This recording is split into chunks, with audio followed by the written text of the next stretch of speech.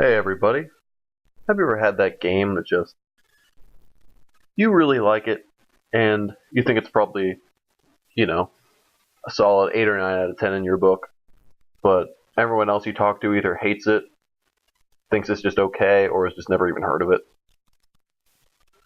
I bet all of you have experienced that moment, if you're a gamer in much capacity, so I'm going to list off a couple that I think deserve some more recognition that I like and no one else seems to like even acknowledge or like. So, I'm going to start this off with, how about Metal Gear Solid 2 Sons of Liberty? Although I do acknowledge that it's probably the weakest in the main 4 series, I still think Metal Gear Solid 2 is just a fantastic, fantastic game. It has an incredibly deep plot that, like, honestly, I think was too intelligent for its own good. A lot of people didn't.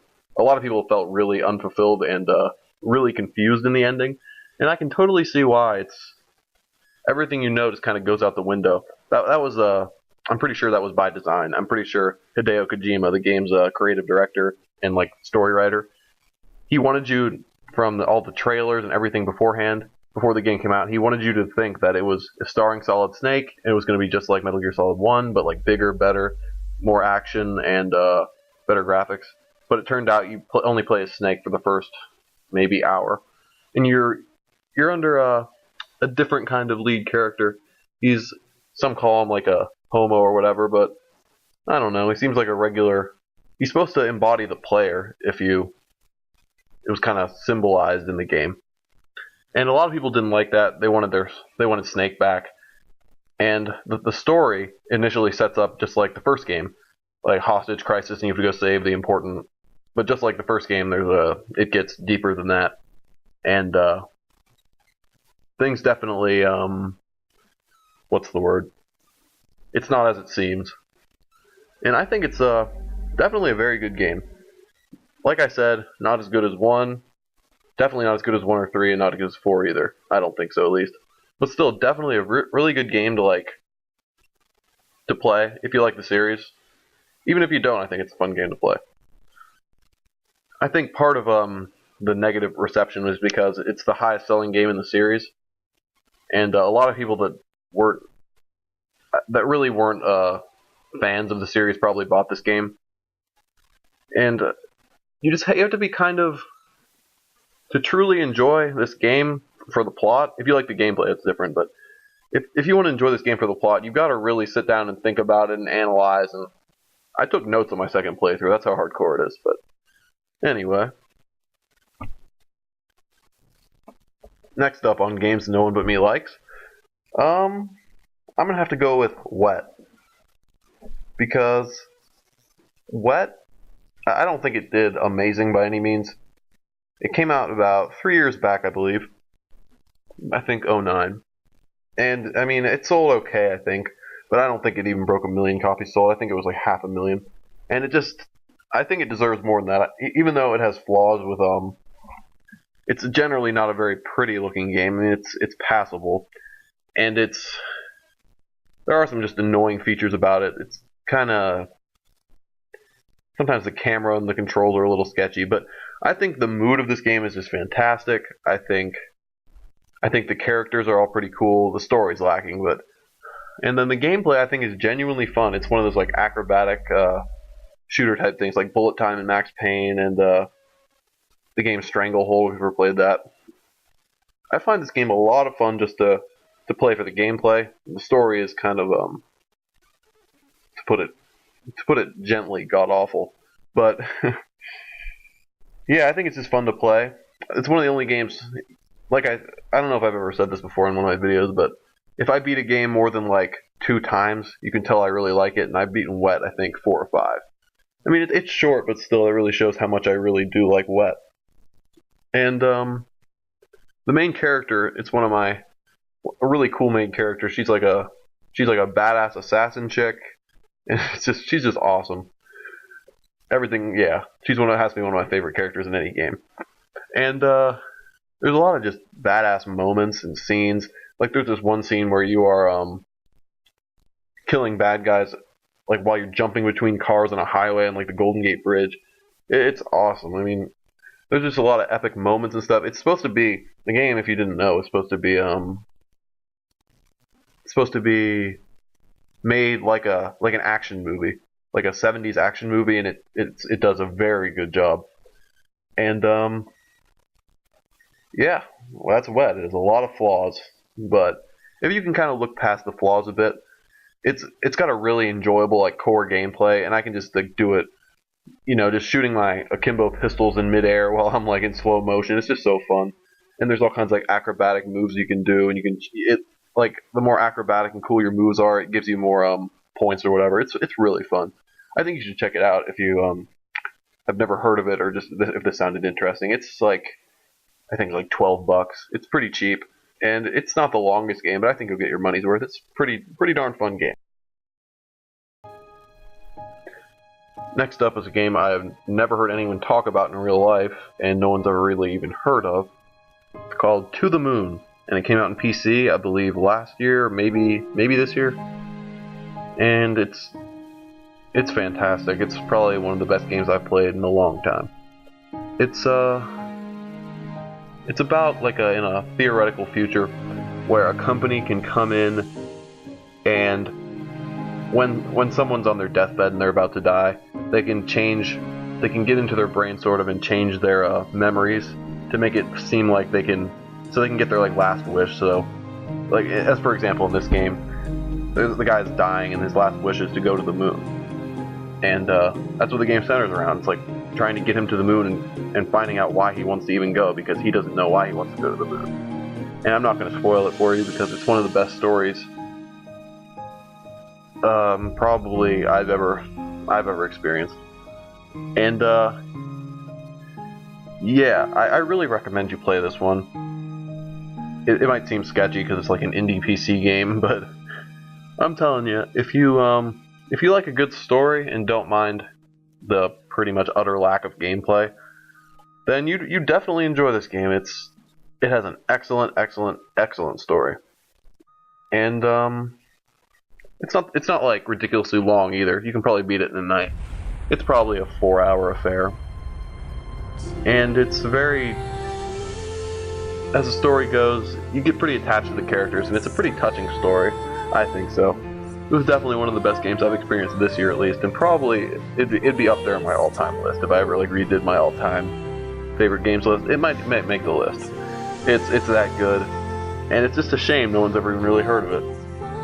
It didn't come out here on a disc, I don't think, so you'd have to download it. But it came out on like a disc in maybe Great Britain, and you can buy it from there. But anyway. So yeah, definitely recommend that one to anyone who's never heard of it or played it. If you like a very good story, as opposed to like the gameplay is pretty well non-existent. But yeah, it's To the Moon.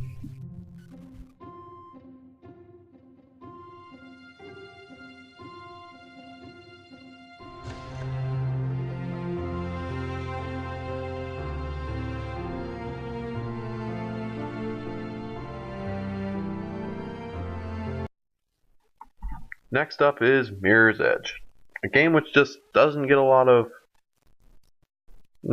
credit, should I say. It tried something pretty new, I think, and the developers sort of stepped out of their comfort zone because it's dice, and if you know anything about dice, is they make Battlefield pretty much for first and foremost, and they're pretty well known for their well-done, balanced shooters. And what they did this time, they made a platformer. I mean, there are guns in it, but the vast majority of the time, you probably won't be using a gun. It's generally more effective to run away from your enemies through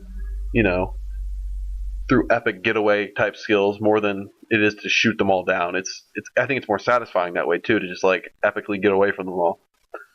And while it did sell okay, I just think it deserves a lot of credit because it was trying something new. I mean, you generally don't see first-person platforming games, and it did it excellently, I think. It's well done. The controls are natural feeling, and it's just a game that's a lot of fun to play. And while the story in the game isn't a masterpiece. I mean, it's solid. It was sufficient enough for me to finish and enjoy. I feel this was a game that a lot of people would like, and it's not just the campaign either. There's like time trial modes, like races, and this game is it's fun when you're good at it. Is what I'm trying to say, I guess. It's a game that's really fun when you know what you're doing, and you can take the level at a really fast pace. You jump over something, then you slide under something else, jump onto a ladder, jump off the ladder, grab onto a ledge, and like it's so awesome when you can chain together moves at top speed like that, and it's so amazing feeling. And it's just a really really fun little game. It's not the longest in the world. It's probably, I'm gonna say, roughly 8 hours, and I took a while, so. But it's cheap at this point, and I recommend people buy it. It's a fun game. And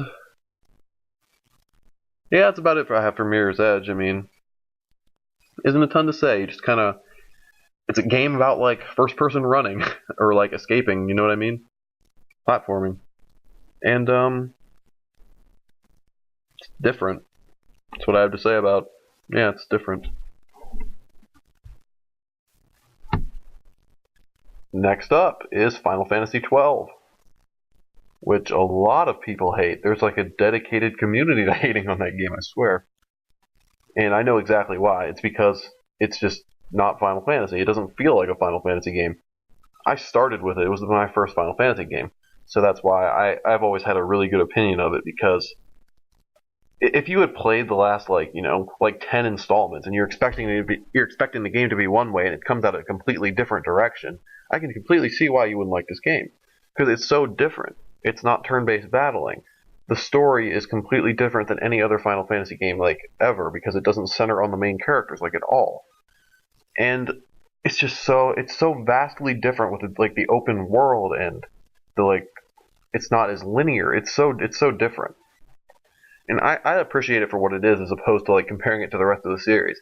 I try to think of Final Fantasy XII as like a completely different series or somewhere. I mean, it might have Moogles and Chocobos or whatever, but it doesn't feel like a Final Fantasy game. And there's nothing wrong with that. It's a different kind of game. Most people didn't like it because they're used to the extremely strong main narrative with all the main characters being pretty pivotal points in it. And in this game, I would say only one of the main characters is really even involved with the plot. The main character you play as is just one of the worst main characters ever, and the other ones don't have nothing to do with the plot at all, and that's why people don't like this game. And I, on the other hand, I just kind of ignored the characters because they're all horribly developed, and yeah, the overarching plot's actually pretty cool. It's about an evil emperor guy and his quest to kind of. I mean, you kind of really have to play it to. It's a decently complex kind of political drama, and the voice acting is just fantastic in this game. Even though some of it sounds bad quality-wise, like it sounds like they're recording through a tin can, but the actual voices are just fantastic. I mean, it's pretty believable sounding even. I mean, it's got like a distinct like European kind of feel. And I just really enjoyed this game. It's one of those games I think like Skyrim, you can just lose a bunch of time in it just wandering around, taking on random quests, killing random monsters. It's just a lot of fun of a game. I just think I think people need to stop putting it like in the Final Fantasy series, and they'll realize it's pretty decent. Just other than the god-awful character development, I really do like Final Fantasy XII.